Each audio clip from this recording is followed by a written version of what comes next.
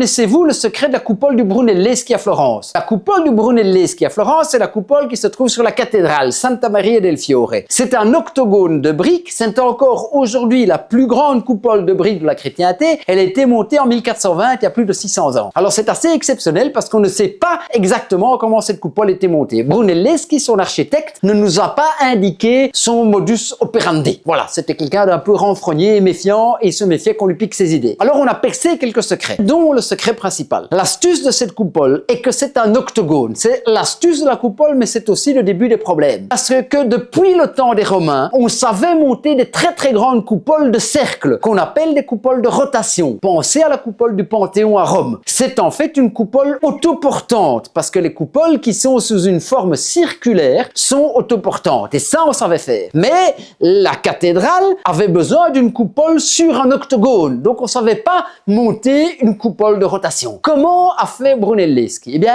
un des secrets qu'on a pu percer est le suivant. Il a en fait deux coupoles pour le prix d'une coupole. Il a monté une coupole interne qui est une coupole de rotation, que ça on savait faire, et il a monté la coupole externe qui est la coupole en octogone. Il a réalisé ça d'une manière tellement subtile que les charges se répartissent excellemment bien et que cet édifice tient nickel depuis 600 ans sans aucune réparation d'envergure. Merci la science, surtout quand c'est joli. Salut Cus!